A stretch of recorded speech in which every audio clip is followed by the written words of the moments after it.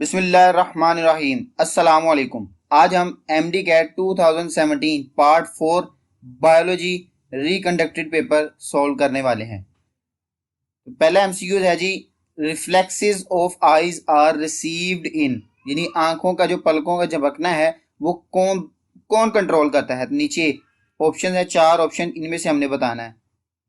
तो answer is delta, mid brain. देखिए जी, अगर हम वैसे बात करें कि रिफ्लेक्स एक्शन जो है वो कौन कंट्रोल करता है, वो स्पाइनल कॉर्ड है। लेकिन एक एक्सेप्शन भी याद रखें, रिफ्लेक्स एक्शन अगर आंखों का हो तो वो मिड ब्रेन कंट्रोल करेगा। ये बुक की एक लाइन है। यहाँ पे चीज आपको ये समझना जरूरी है कि रिफ्लेक्स एक्शन असल में मतलब है कि फौरन हमने एक्शन करना है ताकि हमें नुकसान ना हो। स्पाइनल कॉर्ड, अगर बाजू में कोई चीज गर्म लग गई है तो वो पीछे स्पाइनल कॉर्ड कंट्रोल कर रहा है, क्योंकि करीब तरीन स्पाइनल कॉर्ड है, ब्रेन स्पाइनल कॉर्ड की निस्बत दूर है, इसलिए स्पाइनल कॉर्ड ने रिफ्लेक्स एक्शन किया। लेकिन आंखों की बात करें तो स्पाइनल कॉर्ड अब दूर है लेकिन ब्रेन जो है वो पास है, इस वजह से मिड ब्रेन जो है वो कंट्रोल करेगा।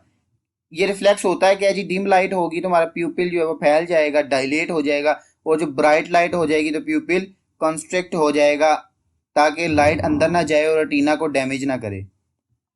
नेक्स्ट एमसीक्यू है जी, spinal cord is protected by how many layers of meninges. ये तो सिंपल है, हम जानते हैं कि देर आर 3 मेनिंजीज होती हैं, ब्रेन की गिर्द भी और स्पाइनल कॉर्ड की गिर्द भी। आज का कंसेप्ट इस तरह ले सकते हैं, ये ऊपर स्कल बना हुआ है, आप समझे कि ये जो है वो स्पाइनल कॉर्ड है, उसके अंदर एक लेयर, दो लेयर और तीन लेयर, ये सारी क्या करती हैं, न्यूट्रिशनिस्ट प्रोवाइड करती हैं और फिर आगे प्रोटेक्शन भी देती हैं।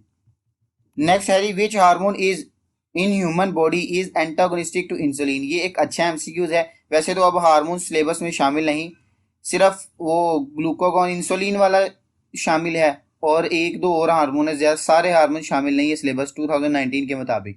तो which hormone in which the body is antagonistic to insulin, तो देखा जाए ग्लूकोगोन ऑप्शन है ही नहीं, तो ऐसा लगता है कि डेल्टा ऑप्शन होगी, नन ऑफ दिस। लेकिन नहीं, अगर हम एड्रीनल ग्लैंड का जिक्र करें तो उसमें कोर्टिसोल का लिखा हुआ है, cortisol is also glucocorticoid hormone, तो इस वजह से beta is the option.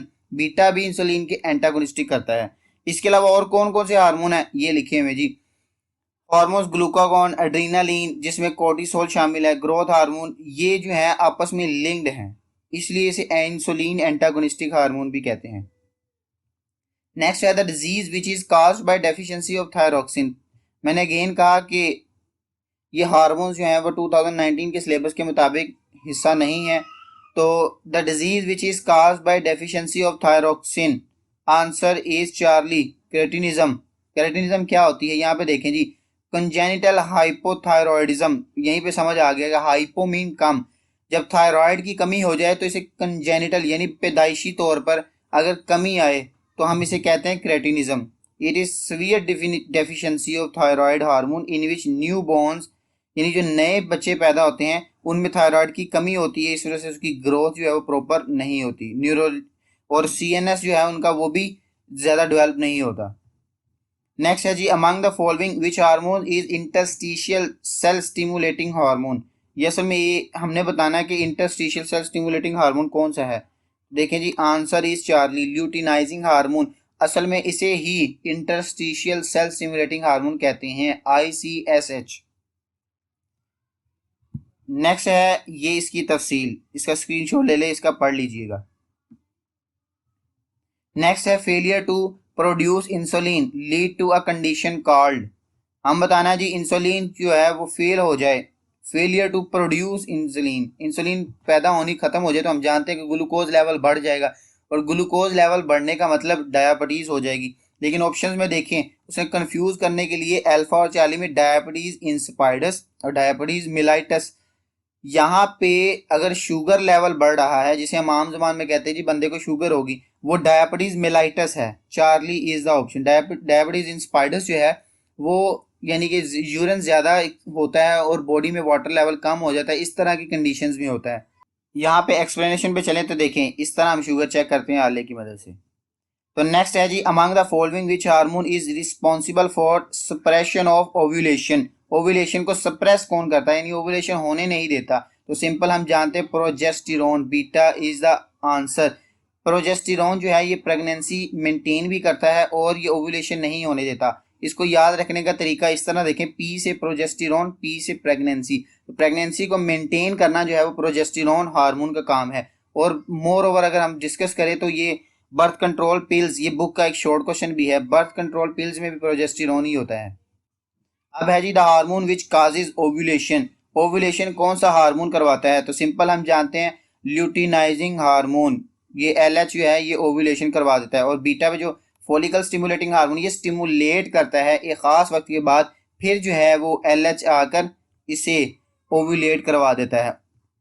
Next है जी which structure is not present in male reproductive system. 4 option है, ये सिंपल MCQs है। इसमें चारों ऑप्शन में से डेल्टा जो है सर्विक्स, ये मेल रिप्रोडक्टिव सिस्टम में का पार्ट नहीं है। तस्वीर में ये सारा हिस्सा शो किया हुआ फीमेल रिप्रोडक्टिव सिस्टम का। नेक्स्ट MCQ था in females meiosis occurs during which stage. हमने बताना है इनमें से मियोसिस किस स्टेज में होती है। तो सिंपल हम जानते हैं फीमेल्स का जिक्र करें तो पहली बात ओवोजेनेसिस जेन में आती है, ऑप्शन में ओवोजेनेसिस नहीं है, तो क्या डेल्टा सेलेक्ट कर लेना? नन ऑफ दीज नहीं। जरा गौर कीजिए, बीटा पे लिखा हुआ है गमीटोजेनेसिस। Gametogenesis is a general term for both spermatogenesis as well as oogenesis. Spermatogenesis is concerned with males and oogenesis is concerned with females. So the general term beta gametogenesis covers the both terms. So we select the beta option gametogenesis. Next question is among the following which one is commonly used as a restriction enzyme? Chapter 23 second year, very simple. We know that answer is beta. Eco R1 restriction, R stands for restriction, तो eco is stands for bacteria, E. coli restriction 1, beta is option. Next polymerase synthesize DNA from. Polymerase is the name of enzyme, a specific enzyme synthesize DNA. As we know that polymerase जो है DNA polymerase, और ये क्या करता है जी, DNA से ही DNA बनाता है। डीएनए रेप्लिकेशन के दौरान जो है वो पॉलीमरेज बनता है, पॉलीमरेज एंजाइम यूज होता है। हाँ, यहाँ पे अब आप कह सकते हैं जी अगर पॉलीमरेज की बजाय यहाँ पे लिखा होता reverse transcriptase enzyme synthesise DNA from, तो फिर हम चार्ली ऑप्शन सेलेक्ट करते टेम्पलेट आरएनए। लेकिन यहाँ पे जैसे एक्सप्लेनेशन पे चलते हैं, यहाँ पे देखें जी डीएनए रेप्लिकेशन हो रही है, डीएनए के 2 स्ट्रैंड्स अलग होते हैं, ये लीडिंग स्ट्रैंड है ऊपर, ये डिसकंटिन्यूड स्ट्रैंड है जिन्हें ओकाज़की फ्रेगमेंट्स भी कहा जाता है। ये लैगिंग स्ट्रैंड, ये लीडिंग स्ट्रैंड, ये leading towards the replication fork है इसलिए लीड कर रहा है, ये अवे द रेप्लिकेशन फोक है इस वजह से लैगिंग है, लैग कर करके बना रहा है।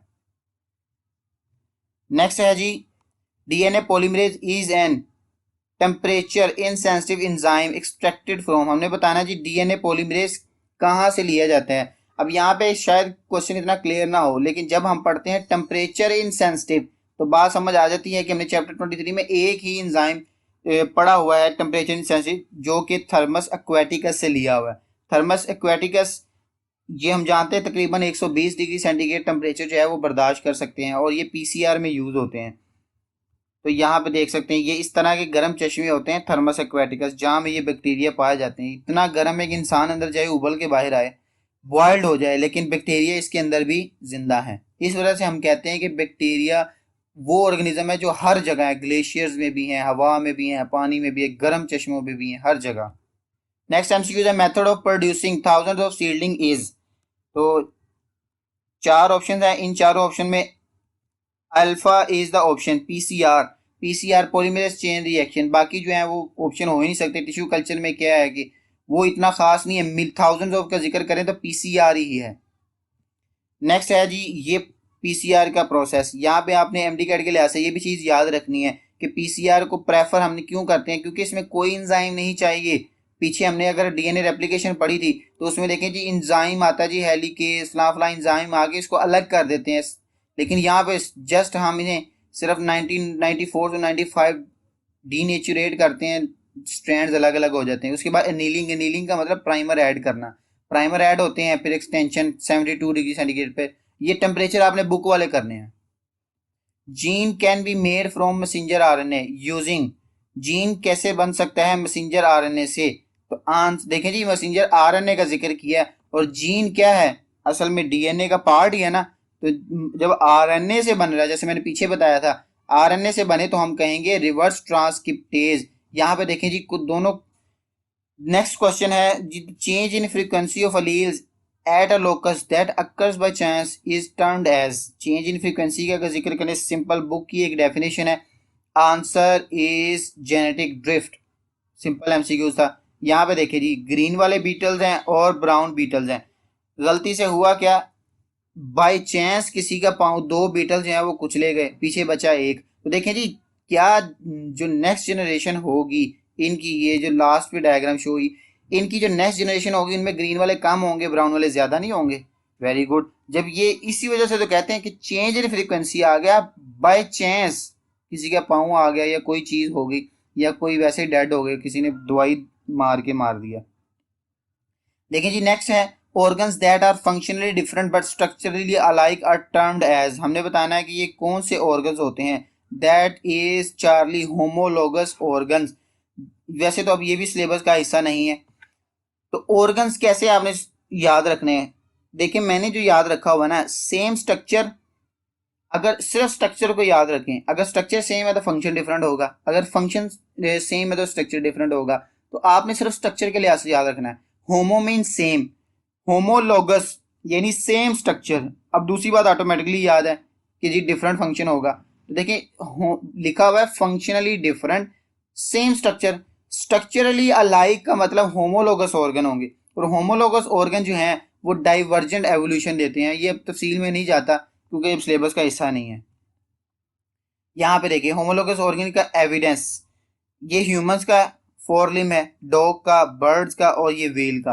तो ये देखें जो बोन्स रेड और येलो और ये क्रीम कलर शो किया हुआ है, तो देखिए सभी में सेम है, तो एवोल्यूशन हुई है यहाँ से यहाँ पे यहाँ पे यहाँ पे। तो ये ह्यूमंस जो है ये ज्यादा इवोल्व हुए हैं। नेक्स्ट एमसीक्यू है, the idea of inheritance of acquired character was proposed by. Inheritance of acquired character हम जानते हैं लमार्क, लमार्किज्म इसको कहते हैं, लमार्क ने बताया था। क्या है जी, देखिए पहले जिराफ छोटे थे तो नीचे वाले सारे पत्ते खा चुके, फिर जैसे जैसे ऊपर वाले दरख्त हैं उनमें पत्ते ज्यादा थे तो उनकी गर्दन लंबी होती गई आहिस्ता आहिस्ता। फिर उन्होंने कहा जो नेक्स्ट जनरेशन आई उसमें भी गर्दन लंबी थी, तो इसको गलत साबित कर दी गया। अब हम जानते हैं कि वही करेक्टर सिर्फ पास होते हैं आगे जो कि जीन्स में शामिल हो। इस वजह से लमार को रिजेक्ट कर दिया गया कि उसने कहा था जी गर्दन लंबी होगी तो जरूरी है कि उसकी नस्ल आगे पास हो, लेकिन हम जानते हैं कि जीन में अगर गर्दन लंबी लिखी है तो वो तब पास होगी, अदरवाइज नहीं पास होगी। नेक्स्ट है जी, succession is previously ecosystem is common. ये भी अब सिलेबस में, ये चैप्टर ही सिलेबस का हिस्सा नहीं है, तो हमने बताना है कि जहाँ पे पहले ही कोई इकोसिस्टम में हो सक्सेशन, वहाँ पे दूसरी सेकेंडरी सक्सेशन होती है। सेकेंडरी सक्सेशन फिर भी हम जल्दी से देख लें, तो यहाँ पे देखें पहले दरख्त थे तस्वीर नंबर 1 में, फिर किसी ने जला दिए और बाकी कुछ भी नहीं बचा। 4 फिर 5 में क्या हुआ, घास होगी, फिर दोबारा, यानी तो देखें दोबारा फिर वही दरख्त वापस मिल गए।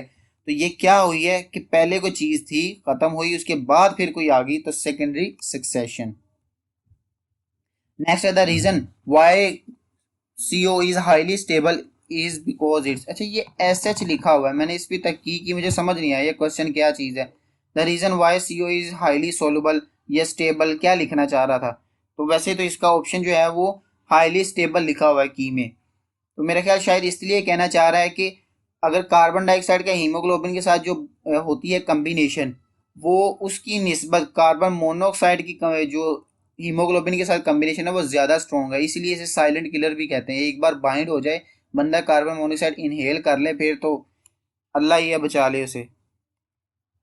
Next, the process of DNA replication in which each strand act as template for new double helix composed of one parental strand and one newly polymerized strand refers to। Simple हमने जाना DNA प्लाज्म में 3 तरीके पढ़े हैं, लेकिन एक parental हो और एक न्यू हो तो सेमी कंजर्वेटिव, इसी से चीजें क्लियर हो रही है। तो यहाँ पे तीनों को मैं एक्सप्लेन किया हुआ है। तो मैं बीटा की तरफ चलता हूँ, सेंटर में एक स्ट्रैंड, एक देखें कलर डिफरेंट हो गया। उसके बाद जब दूसरे राउंड पे चलें तो ये फिर ये लाइट आगे दोनों, यानी कि जो बिल्कुल न्यू बने हैं, और ये वाले फिर कंप्लीमेंट्री आ गए। नेक्स्ट है जी, the process in which an RNA copy of DNA sequence encoding the gene is produce. बड़ा अच्छा एमसीक्यूज है, अच्छी वर्डिंग में लिखा हुआ था। Process in which the RNA copy of DNA sequence encoding the gene is produce, यानी वो प्रोसेस जिसमें RNA बन रहा है लगता है ऐसे है जैसे वो कह रहा है जी आरएनए से प्रोटीन बन रही है, वो तो ट्रांसलेशन हो जाएगा, लेकिन आरएनए बन रहा है, transcription, beta is the option. Next, the polymerase 3 adds nucleotides to DNA strand, replication always proceeds from, simple हम जानते हैं always का वर्ड आ गया है तो 5 to 3 एंड ही हमेशा रेप्लिकेशन होती है, चाहे वो लीडिंग स्ट्रैंड है, लैगिंग स्ट्रैंड है, जो मर्जी है। Next, XO x is associated with, मेरे ख्याल में अब ये क्रॉस भी जो है वो शामिल नहीं है, तो वैसे हम सिंपल, अब क्वेश्चन आ गया तो डिस्कस करें। ये जो है ना, दिस क्वेश्चन इज ग्रास ऊपर, ये जो क्रॉस लिखा हुआ है एक्स ओ और एक्स एक्स, ये असल में एक्स एक्स फीमेल को शो करता है और एक्स ओ जो है वो मेल को शो करता है। तो यहाँ पे आप देखें एक्सप्लेनेशन में, तो इसका स्क्रीनशॉट ले लें, इसे पढ़ लीजिएगा। नेक्स्ट है जी, when an affect caused by a gene और gene pair one at one locus interfere with the hide with or hides the effect caused by another gene or gene pair at another locus, the phenomena, हमने बताना है कि एक जगह पे बंदा रह रहा है, दूसरी जगह पे उसमें पंगे ले रहा है उसके साथ, सिंपल इस रिलेशनशिप को हम कहते हैं एपिस्टेसिस। देखिए जी, अगर चार्ली ऑप्शन एपिस्टेसिस ना होती तो हम अल्फा को सिलेक्ट करते हैं, बॉम्बे फिनोटाइप, क्योंकि ये एपिस्टेसिस की ही एक एग्जांपल है, लेकिन चूंकि उसने वर्ड एपिस्टेसिस यूज कर लिया इसलिए हम चार्ली को प्रेफर करेंगे। तो यहाँ पे देखिए एपिस्टेसिस असल में है क्या, बॉम्बे फिनोटाइप को मैं एक्सप्लेन करने वाला हूँ। ए ब्लड ग्रुप, उसमें ये एंटीजन बी के ऊपर और ए बी के ऊपर उसकी रिस्पेक्टिव एंटीजन हैं, ओ के ऊपर कोई एंटीजन नहीं है। लेकिन अगर इन केस ऐसा हो कि ए ब्लड ग्रुप है उसके ऊपर एंटीजन्स ये वाली हैं, लेकिन एंटीजन्स उसके ब्लड सीरम में हैं लेकिन उस सरफेस पे अटैच ना हो, यानी अगर मैं कहूँ ये सरफेस पे अटैच ना होती, मौजूद हैं अटैच नहीं है, तो तब हम इसे ब्लड ग्रुप ओ नजर आएगा बज़ाहिर तौर पर, लेकिन उसके अंदर जो है वो एंटीजन ए होंगी, तो हम इसे कहेंगे Bombay phenotype. The phenomena of heterozygote is distinct from those of two homozygote, not an intermediate expression, यानी दो जो है वो दोनों ने एक्सप्रेस किया है लेकिन इंटरमीडिएट नहीं आया, दोनों ने इंडिपेंडेंटली एक्सप्रेस किया, दैट इज कॉल्ड कोडोमिनेंस, दोनों ने अपना रोल अदा किया। ये कोडोमिनेंस की एग्जांपल है, और ये नीचे पिक्चर देखें, वाइट और ब्राउन जो है इनका अगर क्रॉस हो तो देखिए इस कलर की आएगी मिक्स, इसके भी करैक्टर हैं इसके भी करैक्टर हैं, दोनों ने एक्सप्रेस किया, तो ये क्या हुआ, कोडोमिनेंस। ये जो क्वेश्चन नंबर 87 है ना, ये यूएचएस की में ही क्वेश्चन गलत था, पता नहीं ये टाइप हुआ नहीं मिला मुझे कहीं से, तो इसलिए मैं आपको बता रहा हूँ 87 वाला नहीं है। नेक्स्ट है 88, human female is different from human male in having, human female different क्यों होती है, आंसर इज डेल्टा, क्योंकि ह्यूमन फीमेल में डबल एक्स होता है और मेल में एक्स वाई होता है। तो दोस्तों ये थी आज की वीडियो, उम्मीद करते हैं कि वीडियो आपको अच्छी लगी होगी, मेरी चैनल को सब्सक्राइब करना मत भूलिएगा, वीडियो को लाइक भी कर दीजिए, नीचे अच्छा सा कमेंट कीजिए। मिलते हैं अगली वीडियो में, अगली वीडियो तक के लिए अल्लाह निगहबान।